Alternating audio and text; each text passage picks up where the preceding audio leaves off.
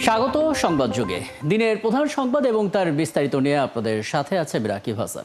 চলুন শুরুতে জেনে নিই কি থাকছে আজকে সংবাদ যুগে। দুদিন পর্যন্ত আমরা পানির নিচেই আছি। আমার বাড়ি মনে করেন ওই মাথায়, রাস্তায় হাঁটু পানি, ঘরের ভিতরেও প্রায় হাঁটু পানি। আমাকে অনেক ক্ষতি হয়ে যেতেছে। আমাকে এই যে ধান কিনে প্যাকেট কিনে ধান হালান লাগতেছে, ধান এক হালাইছে, এই ধান সব পচে গেছে। যে অতিরিক্ত পানিটা আমরা বের করতে পারবো।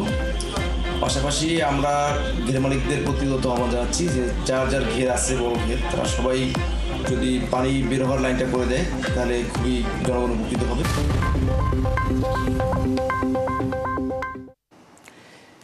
এবার থাকছে বিস্তারিত। ওয়ার্ল্ড ক্লাস টেকনোলজি দ্বারা তৈরি এক্সপার্ট ওয়াটার পাম্প, পানির সাশ্রয়ী সমাধান। ঢাকা সহ দেশের 13টি অঞ্চলের উপর দিয়ে আজ রাতে ঝড় বয়ে যেতে পারে বলে জানিয়েছে আবহাওয়া অধিদপ্তর। আরও বলা হয়েছে, সাগরে লঘুচাপ সুস্পষ্ট ঘনীভূত হয়ে স্থল নিম্নচাপে পরিণত হয়েছে, ফলে অস্থায়ীভাবে দমকা হাওয়া সহ বজ্রসহ বৃষ্টি হতে পারে। এদিকে 4 সমুদ্র বন্দরকে 3 এবং নদী বন্দরে 1 নম্বর সতর্ক সংকেত দেখে যেতে বলা হয়েছে। আবহাওয়ার যে পূর্বাভাস সেটা বলছে আগামী 18 থেকে 19 জুলাই পর্যন্ত এই অবস্থা অব্যাহত থাকতে পারে। আমাদের সহকর্মীদের পাঠানো তথ্য এবং ছবিতে প্রতিবেদন। বগুড়ায় ভোর থেকে মুষলধারে বৃষ্টি শুরু হয়েছে। এতে শহরের 0 পয়েন্ট থেকে সাতমাথা, বাদুরতলা, গোহাইল রোড, নুরুলদী সহ 8টি এলাকায় জলাবদ্ধতা দেখা দিয়েছে। জেলা আবহাওয়া অফিস জানিয়েছে, ভোর 6টা থেকে দুপুর 12টা পর্যন্ত 82.8 মিলিমিটার বৃষ্টি রেকর্ড করা হয়েছে। এটি এই মৌসুমের সবচেয়ে বেশি বৃষ্টিপাত। ড্রেন তো ছোট, এটা ড্রেন এটা বড় করতে হবে, রাস্তা উঁচা করতে হবে। 1 হাঁটু পানি, হ্যাঁ, ওখানে এক মুরব্বি তাই ড্রেনের ভেতর পড়ে গেছে। পৌর মেয়র চোখ দেয় না আমাদের দেখে। আমাদের দোকানও আছে, অনেক সময় দোকানে পানিও ঢোকে, আজকেও পারে দোকানে পানি ঢুকছে। এই ভোগান্তি আমরা ভুগতে থাকি, এটা কোনো সমাধান নেই। সাতক্ষীরায় কয়েকদিনের টানা বৃষ্টিতে অধিকাংশ এলাকায় তৈরি হয়েছে জলাবদ্ধতা। ডুবে গেছে বাড়িঘর সহ মাছের ঘের আর ক্ষেতের ফসল। বাড়ি সব বুড়ে গেছে, পানি ছেঁকেছে, সারা রাত আর সারা দিন মতো বেড়াতে পারতেছি না, রান্না খাবার নেই। দুদিন পর্যন্ত আমরা পানির নিচেই আছি। আমার বাড়ি মনে করেন ওই মাথায়, রাস্তায় হাঁটু পানি, ঘরের ভিতরেও প্রায় হাঁটু পানি। এখানে পানি বেরোনোর পথ নেই।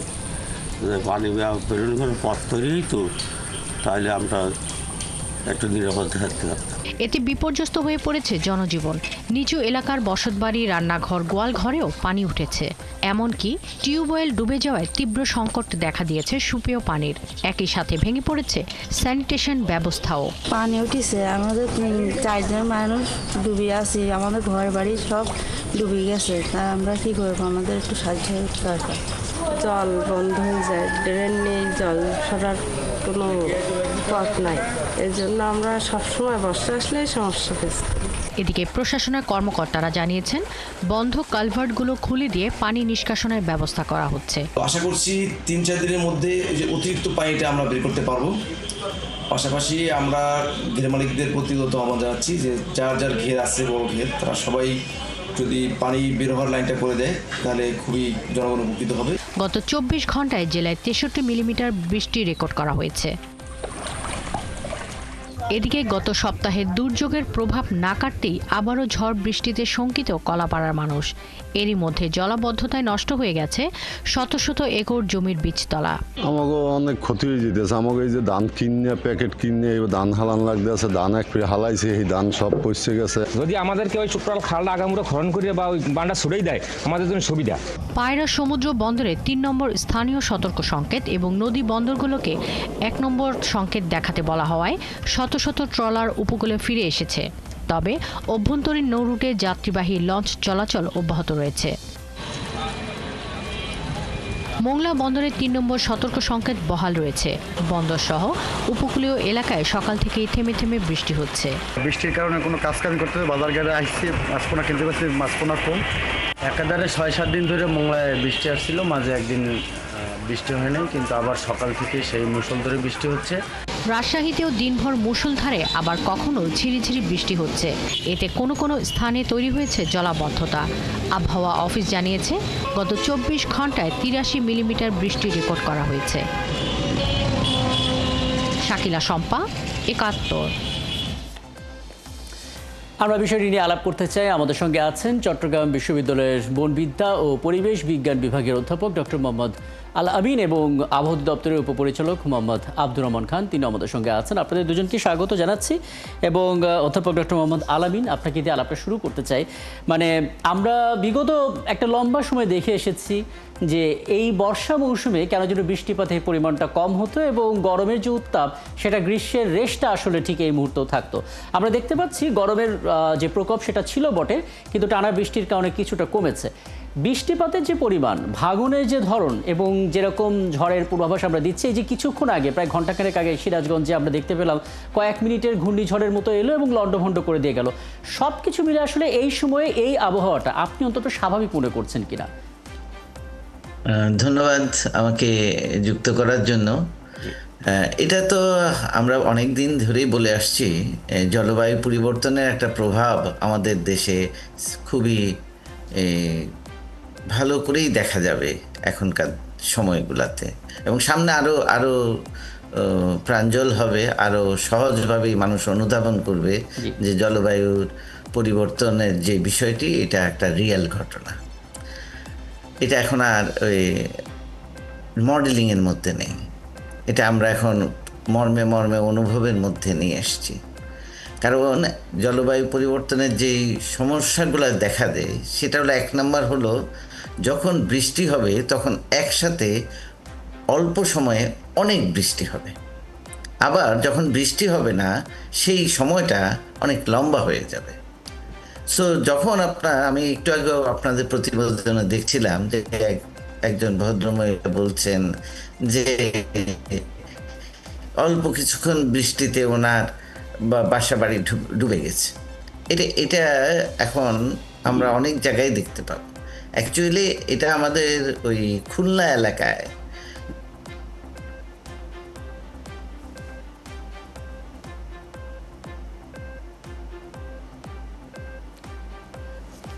আমি এখান থেকে আবারও আলাপটা শুরু করব। খুলনা এলাকায় এই পর্যন্ত আপনি বলেছেন, আমি সংযোগটা পুনঃস্থাপন করে এখান থেকে শুরু করব। এই ফাঁকে আমি একটু মোহাম্মদ আব্দুর রহমান আপনার কাছে আসতে চাই। একবারই একটু বিস্তারিত আমাদেরকে জানাবেন, আপনি আসলে কি পাচ্ছেন আবহাওয়ার পূর্বাভাসে এই মুহূর্তে? ধন্যবাদ। বাংলাদেশ আবহাওয়া দপ্তর থেকে আমরা যে পূর্বাভাস প্রদান করেছি তা হলো এই মুহূর্তে কিন্তু ল্যান্ডের ভিতরে একটি, বিশেষ করে ঝাড়খণ্ড এবং তার আশেপাশে যে অঞ্চলগুলো আছে সেই অঞ্চলগুলোর উপরে কিন্তু একটি ল্যান্ড ওয়েলমার্কগুলো যেটাকে বলে সুস্পষ্ট লঘুচাপ, সেই লঘুচাপটি অবস্থান করছে।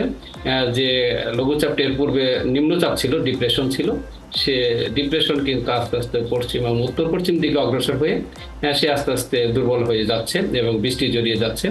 আর এই নিম্নচাপের প্রভাবেই কিন্তু বাংলাদেশের বিশেষ করে পশ্চিম এবং উত্তর পশ্চিমের যে অঞ্চলগুলো আছে, বিশেষ করে খুলনা বিভাগের যে অঞ্চলগুলো আছে, সাতক্ষীরা, খুলনা, যশোর, কুষ্টিয়া, রাজশাহী, সেই সাথে রাজশাহী বিভাগের যে অন্যান্য অঞ্চলগুলো আছে, আগে বললেন সিরাজগঞ্জ সহ যে পাবনা অঞ্চলগুলো, সেসব অঞ্চলগুলোর উপর কিন্তু এই নিম্নচাপের প্রভাবে বৃষ্টিপাত হচ্ছে। আর সাধারণত এই সময় কিন্তু বর্ষাকাল যে বাংলাদেশের উপর, এই সময় কিন্তু এই নিম্নচাপ বা লঘুচাপ যেগুলো বাংলাদেশের উপকূল অতিক্রম যদি করে, এবং তখন কিন্তু আমরা প্রচুর বৃষ্টিপাত পেয়ে থাকি। যেটা হয়েছে গত পরশু একটি লঘুচাপ সৃষ্টি হয়েছিল বঙ্গোপসাগর, উত্তর বঙ্গোপসাগরে, সে লঘুচাপটি আরো ঘনীভূত হয়ে গতকাল নিম্নচাপে পরিণত হয়ে আসছে।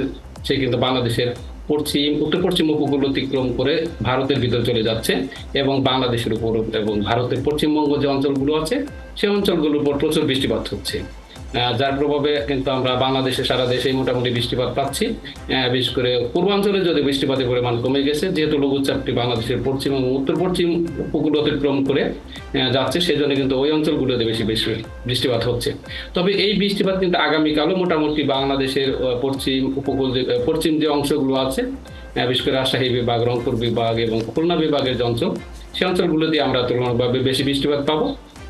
এর পরবর্তীতে কিন্তু বৃষ্টিপাতের প্রবণতা অনেকটা কমে যাবে, কারণ লঘুচাপটি আস্তে আস্তে দুর্বল হয়ে যাচ্ছে। আচ্ছা, আমি আসলে বিশেষ করে রাজধানীর খবরটা জানতে চাই, কারণ এই অর্থে যে আমাদের এখানে সামান্য বৃষ্টিপাত হলে চারপাশ থেকে জলাবদ্ধতা ঘিরে ধরে। রাজধানীতে আসলে বৃষ্টিপাতটা কেমন হতে পারে, আসলে কতদিন ধরে? ধন্যবাদ। আসলে বাংলাদেশে কিন্তু গত 24 ঘন্টায় আমরা রাজধানীতে যে বৃষ্টিপাত রেকর্ড করেছি তা ছিল, অর্থাৎ গতকাল সন্ধ্যা থেকে আজ সন্ধ্যা পর্যন্ত আমরা বৃষ্টিপাত রেকর্ড করেছি 41 মিলিমিটার। যা মোটামুটি মাঝারি বা হারি ধরনের বৃষ্টি। দেশে সবচাইতে বেশি বৃষ্টিপাত আমরা রেকর্ড করেছি গত 24 ঘন্টায় 145 মিলিমিটার তারাস, যা সিরাজগঞ্জের তারাস একটি জায়গার নাম, ওইখানে আমরা বৃষ্টিপাত বেশি রেকর্ড করেছি। তবে আগামীকালও ঢাকায় বৃষ্টিপাত হবে, তবে পরিমাণ অনেকটা কমে যাবে। আচ্ছা, আমি আরও কিছু বিষয় আসলে আপনার কাছে জানতে চাইবো। তার আগে আমি অধ্যাপক ডক্টর মোহাম্মদ আল-আমিনকে আবারও পেয়েছি। জনাব আল-আমিন, আপনি বলছিলেন আসলে যে জলবায়ু পরিবর্তনটা আমরা এখন ফিল করতে শুরু করেছি। জি, একটু আনমিউট করে নিতে হবে। শুনতে পাচ্ছেন এখন? হ্যাঁ, পরিষ্কার শুনতে পাচ্ছি। জি, থ্যাংক ইউ। যে কথাটা বলতে চাচ্ছিলাম যে এই এক ভদ্রমহিলার কথা, ওনার সমস্ত কিছুই ডুবে গেছে অল্প কিছুক্ষণের বৃষ্টিপাতে। এটাই হবে আগামীতে আরও, কারণ ওই সিডর আইলার সময় একই ঘটনা দেখা দিয়েছিল। এখন আমাদের যেই পরিমাণ বৃষ্টি হঠাৎ করে এসে একসাথে হয়, ধরুন আপনি তারাসের কথা বললেন, 145 মিলিমিটার বৃষ্টি হয়েছে। যদি এই বৃষ্টিটা ঠিক এর 145 মিলিমিটারের মধ্যে যদি 50 মিলিমিটার বৃষ্টি যদি অতি অল্প সময়ের মধ্যে হয়ে যায়, তাহলে কি হবে? তাহলে আমাদের ড্রেনেজ সিস্টেম যেটা ক্যারি করে নিয়ে যাওয়ার কথা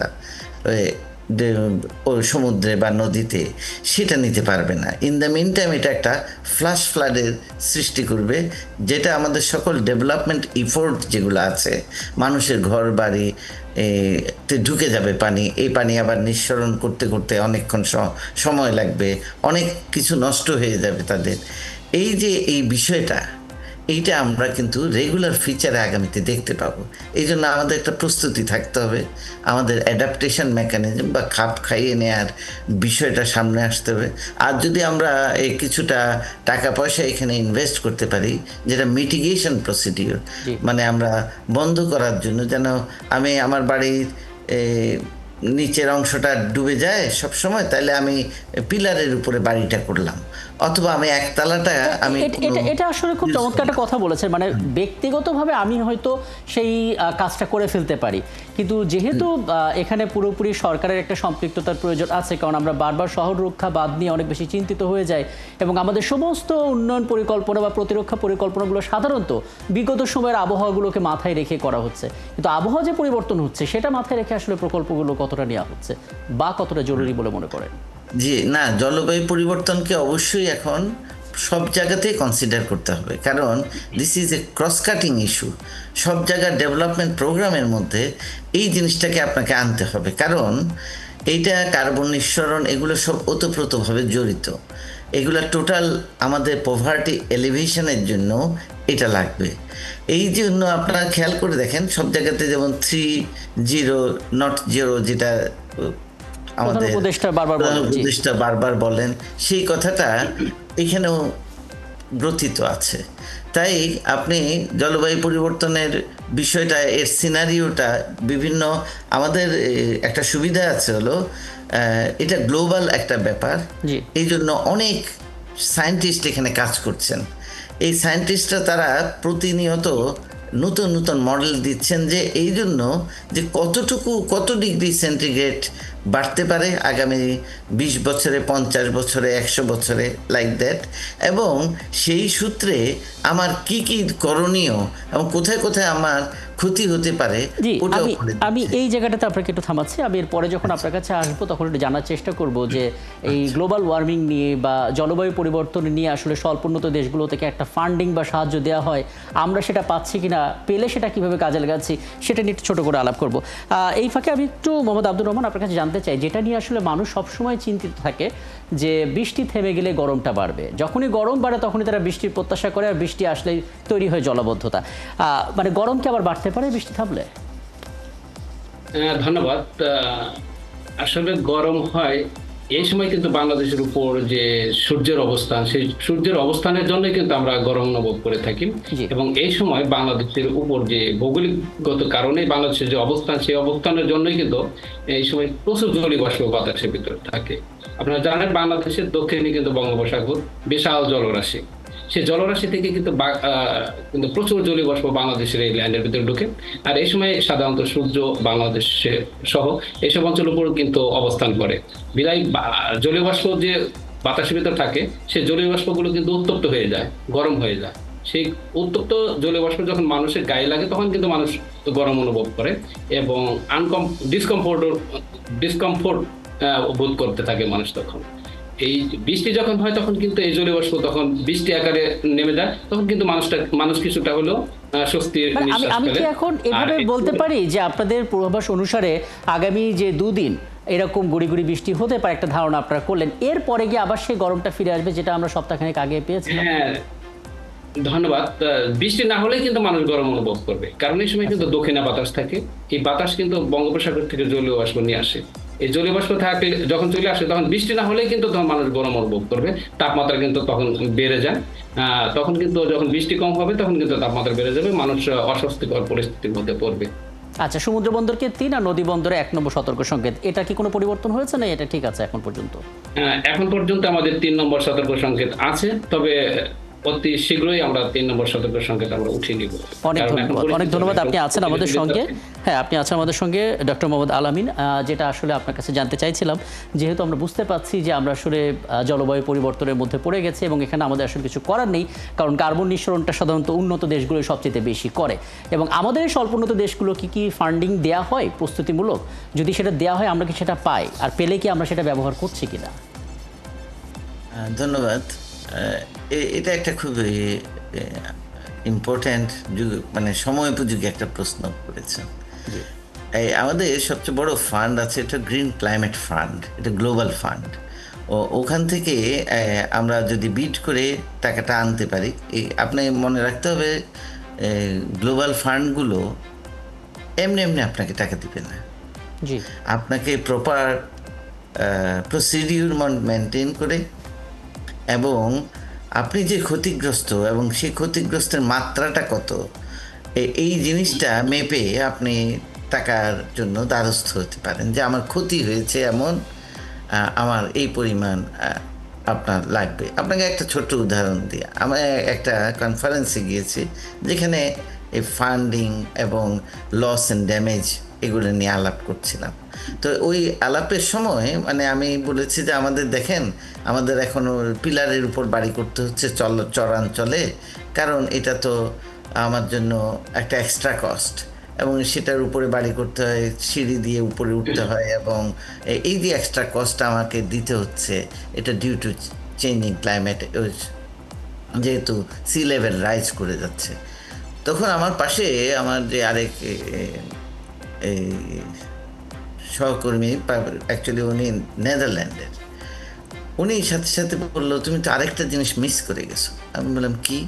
বলে যে এই যে তুমি এক্সট্রা এফোর্ট দিয়ে একবার উপরে উঠতেছো একবার নামতেছো, এই সিঁড়ি দিয়ে ওঠা নামাতে যেই তোমার এনার্জি লস হচ্ছে এইটা তো কাউন্টে আসে নাই, কারণ এইটাও তো আলটিমেটলি একটা ইকোনমিক রিটার্নের মধ্যে যেতে হবে, এই বেনিফিট কস্ট অ্যানালাইসিসে আসতে হবে এবং করসপন্ডেন্টলি ইন্টারনাল রেট অফ রিটার্ন আপনার কেমন থাকবে আপনার ওই প্রজেক্টে, এগুলাতে আরও আসবে। এই জন্য আপনি যে কথাটা বললেন যে আমাদের অনেকগুলো ফান্ড আছে এই জলবায়ু পরিবর্তনের সাথে, স্পেশালি UNFCCCর আন্ডারে, United nation framework on climate on convention on climate change, এইটার আন্ডারে IPCC নামে একটা প্রতিষ্ঠান আছে যারা এই ফান্ডগুলোকে সাধারণত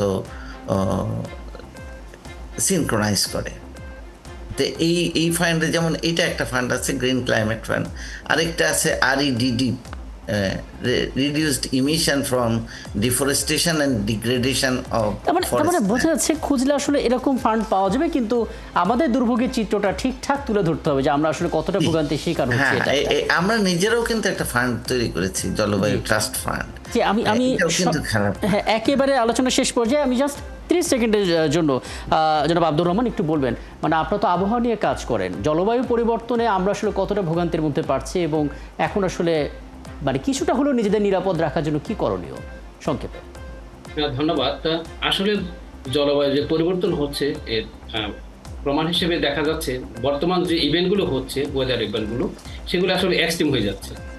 যেমন এই সময় যখন বৃষ্টি হচ্ছে, প্রচুর বৃষ্টি হচ্ছে, স্যার যে কিছুক্ষণ আগেই বলেছেন প্রচুর বৃষ্টিপাত হচ্ছে, হয়তো ওই বৃষ্টিপাত 2 ঘন্টা 3 ঘন্টা 4 ঘন্টার জন্য হচ্ছে, আবার ড্রাই হয়ে যাচ্ছে। মানে শীতকালে যেমন বৃষ্টিপাত হওয়ার কথা না, আবার শীতকালে হচ্ছে। আবার এখন যেমন বর্ষাকালে কিন্তু কন্টিনিউয়াসলি বৃষ্টি হওয়ার কথা আমাদের দেশে, যেটা সচরাচর হয়ে থাকে। দেখা যায় যখন বৃষ্টিপাত হচ্ছে, প্রচুর বৃষ্টিপাত হচ্ছে। অথবা বাংলাদেশের দক্ষিণে যে বঙ্গোপসাগর আছে, বঙ্গোপসাগর যে সাইক্লোনগুলো কিন্তু হচ্ছে এখন এরিয়া, বাট যেটা হচ্ছে ওটা কিন্তু আসলে এক্সট্রিম পয়েন্টে চলে যাচ্ছে আর কি। অর্থাৎ আমাদের যে ক্লাইমেট চেঞ্জ হয়ে যাচ্ছে তার কিন্তু একটা উৎকৃষ্ট উদাহরণ এগুলো হয়ে যাচ্ছে আর কি। অর্থাৎ যখন বৃষ্টি হচ্ছে প্রচুর হচ্ছে, আর যখন হ্যাঁ, এবং সেটা আসলে বোঝা যাচ্ছে যে কারণে এই পরিস্থিতি তৈরি হয়েছে। এবং আমার হাতে সময়টা থাকলে অনেকগুলো বিষয় রয়ে গেল, অর্থাৎ সুন্দরবন নিয়ে আমরা আলাপই করতে পারলাম না। নিশ্চয়ই সামনে কোনো আয়োজনে আমরা সেগুলো নিয়ে কথা বলবো। এবং অনেক ধন্যবাদ আমি দুজনকে আমাকে সময়টা দেওয়ার জন্য। আমাদের সঙ্গে দর্শক আমাদের অতিথিরা ছিলেন এবং আমরা মূলত কথা বলছিলাম যে বৈরী আবহাওয়া, সেই বৈরী আবহাওয়া পূর্বাভাসে কি বলছে এবং এই মুহূর্তে আসলে জলবায়ু পরিবর্তনের করণীয় কি। এই ছিল আজকের সংবাদযোগে, এবং আগামীকাল ঠিক রাত 10টায় আবারও দেখা হবে নতুন কোনো বিষয় এবং তার বিশ্লেষণ নিয়ে। থাকুন ৭১-এর সাথেই।